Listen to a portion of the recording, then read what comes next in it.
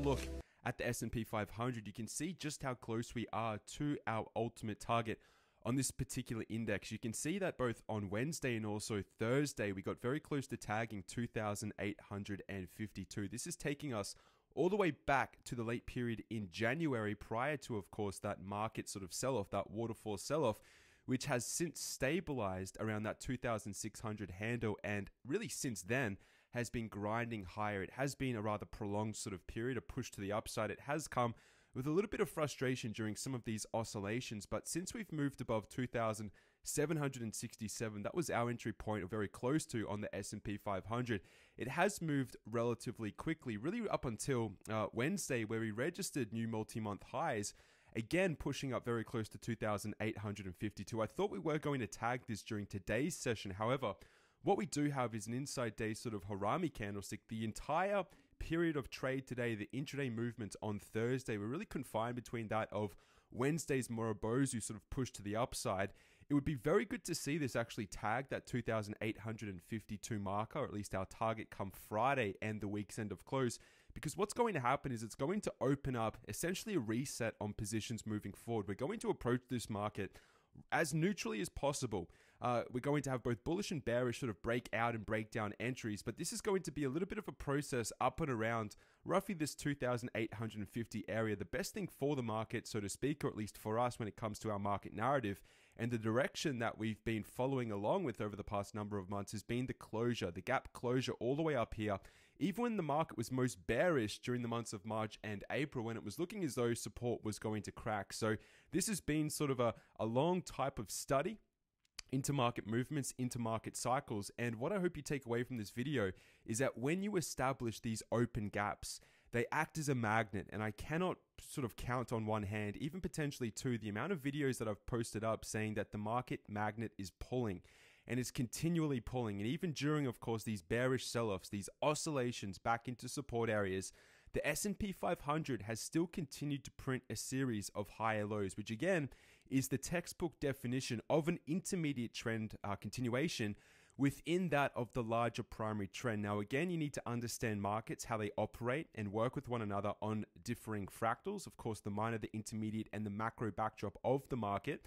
I think it's working best, so to speak, on the S&P 500. We started to see this breakdown on the industrial average most recently towards the end of June, when we actually priced a lower low relative to where we were in the month of May. And this was a little bit interesting because, again, the markets were short-term bifurcated. But since then, even really considering today's session, the Dow Jones Industrial Average has broken above this swing high in the month of June. So we've understood and respected the fact that we do have multiple areas of support.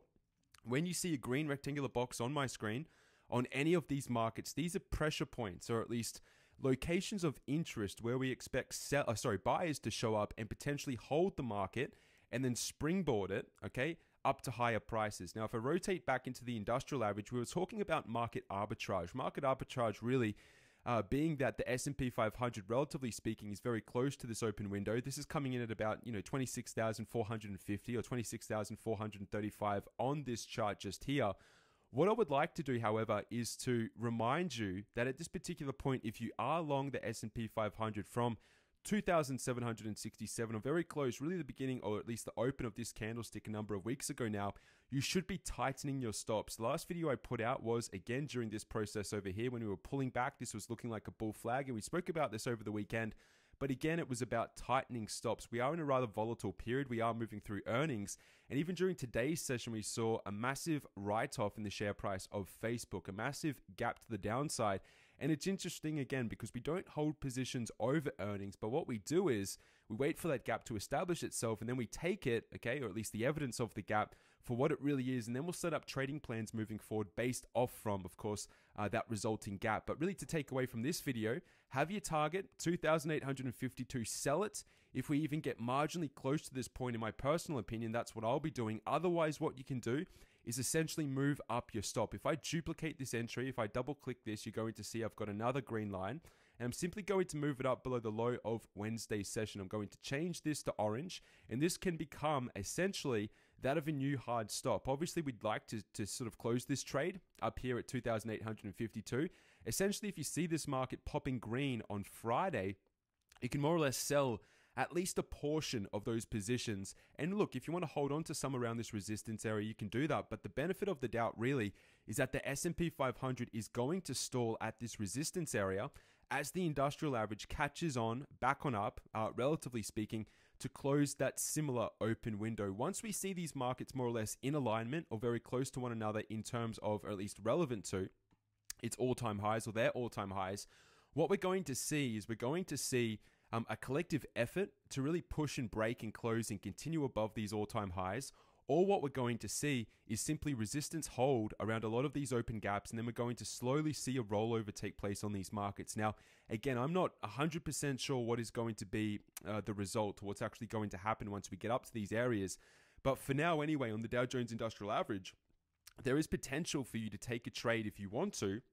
You can nibble on some positions, some calls, and have your target up here at the open window. You can place your risk, at least your stop, essentially below Wednesday's candle, and it does open up the doorway for a pretty decent trade, again, to take advantage of the synchronicity of the markets moving forward. Now, what I find interesting about this is that as the S&P 500 and the Dow Jones Industrial Average has caught a bid, you can see that the NASDAQ more or less is somewhat unchanged as to where it has been for about 2 weeks now. And this is more or less the breakout of that past swing high, the all-time high dating back to the month of June. You can see that we got the gap up. All right, this was on Tuesday. We had an engulfing candlestick really negating, if not making back, all of those losses during Wednesday's session. And instead of a follow through on Thursday being today, we see that of a spinning top candlestick as at the close. We are pretty much back to this break even point on the NASDAQ. So again, I assume that the NASDAQ is going to more or less tread water until we see the other two market indices catch on up into it. I think Amazon has just reported moments ago, and it has caught a strong bid. So that may push the NASDAQ up into the open on Friday, and hopefully it legs, or at least it helps the S&P 500 up into the resistance point. But I wouldn't be chasing, or at least moving into aggressive longs, especially on the NASDAQ, until we see the Dow Jones Industrial Average and the S&P 500 come on back up into their respective resistance areas. Generally, technology leads. However, given some, or at least the prolonged sort of rise in this market, and we are moving back up into relatively overbought levels. Again, I can show you this on the oscillators across the board on different fractals. This is the daily time frame of the NASDAQ. If I go out to the weekly chart, you can just see how close we are to actually setting up divergences as well. And if I go on out to the monthly chart as well, you can just see the divergence forming across the board. So I wouldn't be jumping into highly aggressive longs at this particular point. I would still be cherry picking a lot of the individual trades. And if you find yourself not actually placing a lot of trades either, that is a rather intelligent thing, or at least a position not to be sort of forcing at this particular moment. Cherry pick the indices. That's what we've been doing, especially the S&P 500. Wait for the trade to play out, okay, up to target areas. Execute the trade. Don't become attached to it emotionally. Liquidate it, put that money in your back pocket, and then wait for the next signal, that signal being up at this resistance area, hopefully come by close as at Friday, as in tomorrow.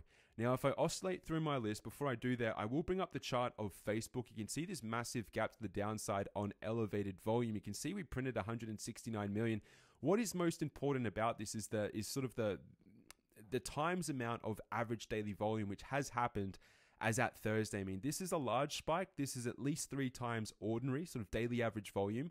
I would say it's probably closer to 5, 6, if not 7 times. So it is, I think, a very important day's worth of trade. However, we still have this open window. And what we have here is really a 50-50 trade opportunity. What you can essentially do is place a long above 181.25, and at the same time, based on future guidance, so to speak, from their earnings call, it would make sense to see Facebook actually sell off back into this rising trend line. Now, what I want to make very clear to your attention right now is that since 2013, Facebook has been in a really nice, or at least a very well-defined bullish trend. You can see the amount of touches that we have had, and this is on the monthly charts. This is over a number of years. And even considering, of course, the volume which has happened on Thursday, it gives us a target to trade on back down into. You can see on my screen here that this projection, so to speak, we've tagged it twice in the calendar year of 2018. In fact, we were speaking about it over here as we sold off into this rising bullish trend line. We were looking for bullish trades in the direction of the bounce and the continuation of the bullish trade. And I think this has got a very realistic sort of probability and chance of actually playing out. So if you do see continued weakness in Facebook, it does look as though we're going to have a limited downside. that limited downside is into that rising bullish trend line. And once we get down to this area, you should see Facebook essentially turn. It's probably going to turn over a number of weeks. I don't think it's going to be any sort of anything that will resemble that of a V bottom, a very quick turn.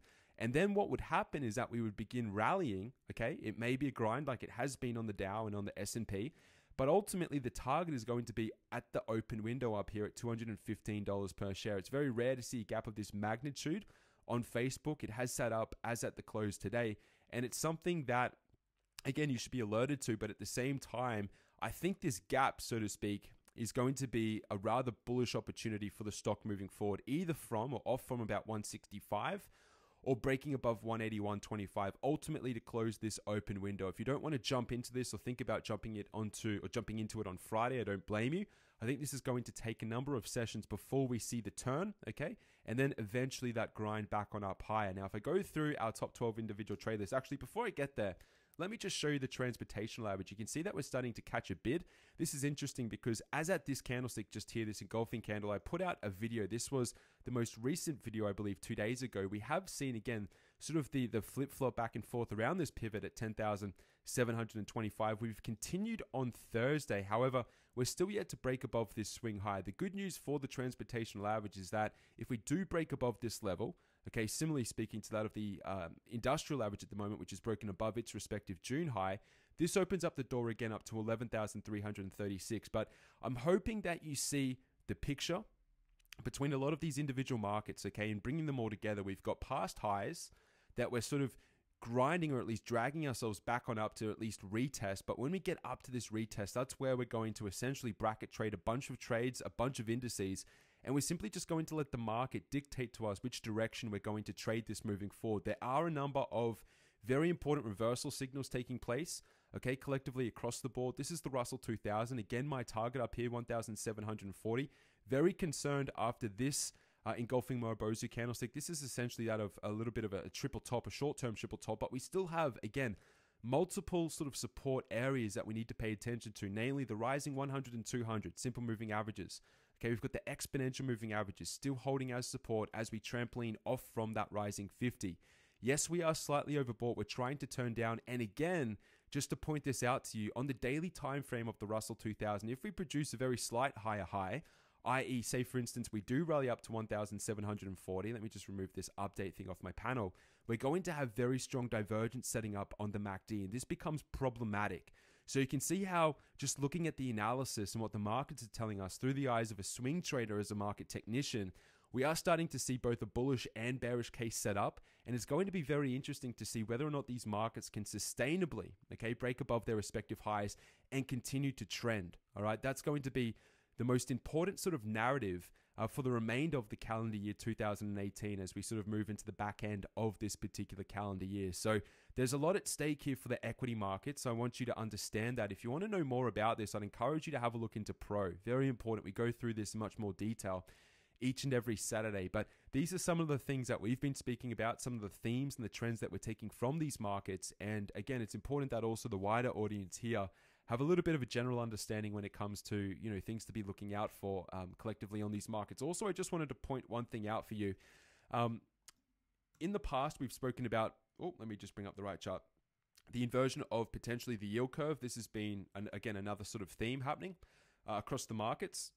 And the problem is at the moment is that, well, when you talk about the inversion of, say, for instance, the 2 and 10 year, it is a very good forward-looking indicator to recessions moving forward, or at least since the Second World War anyway, when it comes to expansions and contractions in the economic cycle and the business cycle, largely to do with credit. The problem I'm having at the moment right now is that spread again is flipping back and forth. It's tightening and then, you know, it's loosening a little bit. What I've pointed out in the past has been the 10-year sort of yield, okay? The long-term sort of yield on the 10-year Treasury note. Now, what's happened, again, if I go out and just show you this, is that for a very long time, 3 decades really, we've been in a bond market bull market, okay? A bond bull market where yields have essentially been falling, where the bond prices have been rising. This is the actual yield. So this is going to be inverse to what I just told you. What is important about this is that the dynamic appears to have shifted. And during this stage over here, especially in 2017, at the midpoint, we were talking about potentially the bid coming off from the back test of this yield line here. And what has happened, this is the monthly chart. This is taking in a lot of information. On my chart at the moment, this is going back again to about 1998. What appears to be happening is that yields, at least on the long end of the Treasury curve, are actually rising. So when we think about traditionally the inversion of the yield curve, all right, it's somewhat impossible for that yield curve to invert if the yields on the long end are actually rising or steepening, as they say. Now, what's happening is that on the TNX here, we've printed at 3.1% on the 10-year before. We've pulled back, and that was a sigh of relief to a lot of people. And what's interesting to point out is that even during this very quick pullback, we stabilized at a higher low. You can see here the low, or at least the yield, came back to 2.7%. This is, if you just equate this into percentages, that's the actual yield on the 10-year. You can see we got as high as 31, which is 3.1%. We came back down to about 2.6. And then again, most recently in June and July, we've actually printed another higher low, which is coming in just shy of 2.85. And what you're seeing, and I pointed this out over the weekend, is that we were setting up a Bollinger Band squeeze. And I was talking about this and saying, well, the benefit of the doubt in a Bollinger Band squeeze, when we're talking about a trend already in effect, is that it generally breaks in the trend direction. And the trend direction, as I've just pointed out to you, is not that of sort of a weakening yield, or at least a prolonged period of decreasing yields, but the dynamic itself seems to have shifted. And what I wanted to say to you right now is that you don't have to see an inverted yield curve as the final sort of signal prior to that of an actual economic recession, because you're simply not going to get it if this 10-year continues to strengthen, or at least steepen, so to speak. And at the moment, we got a breakout. This is what happened on Monday, just here, a long day Morobozu candlestick. We've sort of based ourselves for a couple of sessions, but even just as at the close, we're starting to break, or very close to push back above the intramonth high in the period of June. Okay, so keep an eye on this. Again, the cost of borrowing is very important when you're talking about the credit cycle. And again, how much credit people can actually afford to service when it comes to debt repayments. And if this 10-year, and again, going back into the discussion that we have had, if this 10-year does definitively break above this little swing high on the monthly candlestick, you can see on my screen just here, this candle, it's coming in just above that 3.1%. It opens up the doorway, so to speak, for the longer term, or at least the long end of the tail, to actually accelerate and really begin pushing higher. I'm trying to get this into the right perspective for you so you can see this. I mean, it opens the doorway really for yields on the 10-year, pushing up to about 3.8%. And again, when you're sort of extrapolating this from the low levels that we have been most recently in the year of 2016, when we were as low as 1.5%, you're talking about parabolic shifts in essence of servicing debt, and the balance sheets of not only corporates, households, governments, all sorts of debtors are at levels that we haven't seen, if not higher, as to where we were prior to the downturn in 2006 and 2007. So this is going to be problematic, one, for equity markets, but also for for other markets too, outside of the realm of publicly listed companies on the actual financial markets. So think about that moving forward. We haven't got that definitive break above this critical level, but if we see this continue to strengthen, one, we're not going to get an inverted yield curve. That would be relatively impossible, because again, the Fed more or less controls the 2-year. So it's going to be impossible for that to invert if more or less interest rates still remain below 2%. Here you can see the spread. We're getting very close to 2.8. So you can see that spread blowing out at the moment. But it's something to keep an eye on. Very, very important. The 10-year note, all right? The cost. How much does it cost to actually borrow money when it comes to credit? Also, if I can just navigate down through this list, we have Boeing Airlines again pushing back up into resistance post earnings. Not a massive move one way or another. And in fact, we'll talk about more, or talk about Boeing Airlines more so over the weekend when we have Friday's session to work with. We've got Baidu again, largely unchanged. We're still within this sort of ascending triangle at the moment. We don't have a clear directional break one way or another, but it's going to be interesting to see the reaction on Friday. We've got Caterpillar pretty much stabilizing. It's trying to push off from this short-term support, which is good. The problem is we do have earnings. COP, again, pretty much up at its all-time highs. I'm unsure if this is actually reported at the moment. When I have these vertical lines on my screen, it essentially means I'm doing nothing. And the reason for that is because earnings is projected either that morning or after market hours. So, I mean, essentially it just completely negates any potential sort of analysis applicable to placing a trade until we move beyond that vertical sort of line on my screen. So again, another stock that we'll be able to recap over the weekend. We have CVX moving into that vertical line, which is problematic. Google, this is something that I haven't touched on yet, but this is something that did trigger today. We're pushing above 1,284, and this is after its earnings report earlier in the week. So we do have a gap, so to speak, to the upside. This could actually be that of a continuation gap or a breakaway gap, so to speak. And what I want you to understand about gaps is that they don't necessarily have to fill. There's a big difference between the directional gap with Google and the directional gap that has happened in the equity markets during that late stage of January. You can see that we were in a bullish trend on the equity markets, but we got a gap in the opposite direction. That is what we call potentially a reversal gap. Very problematic. However, if you're printing up into a resistance area and then you gap in the direction, okay, of the actual underlying trend, it's just a signal of strength unless we see a very strong reversal. So it's going to be critical as to what happens with Google on Friday. We've got a position in this 1284, and the good news for this is that, again, Amazon has reported after market hours today, and we're seeing a bid for Amazon, and this is probably going to drive up that of FANG stocks, okay, probably outside of Facebook. It'd be interesting to see whether Facebook catches a bid on Friday, but yeah, that we'll see. We'll have to wait for that to actually unfold tomorrow. We've got IBM largely doing nothing. This is after its earnings. It hasn't closed the gap. It's tried to. And again, during Thursday, we tried to push on up, but we were left with that pronounced upper wick as well. So we're just in this short-term consolidation on IBM, but we don't have a true directional play. It would be great to see IBM come on back down to 144 and then base and turn. Otherwise, 150.87 is still a good trade breakout. However, given today's candlestick, again being that of a shooting star, it looks as though it's going to need a little bit of additional time prior to us actually jumping into IBM and taking a trade on that. Probably a bullish trade moving forward. We've got Netflix, which is largely moving sideways. This is after potentially that of a double top, and we've got some island reversal candlesticks. We've got a diamond reversal pattern here. We've got a lot of individual candlesticks that are showing weakness. We had the earnings gap, okay, which was very bearish. However, it was bid during the intraday session, but since then, again, it's stabilizing. And we're just printing a consecutive series of daily candles within the confines of this long upper wick. And then to sort of conclude with, as at this Thursday, we've got this Tesla trade or a non-trade at the moment as we near closer into earnings as well. So we don't have a vested position in Tesla.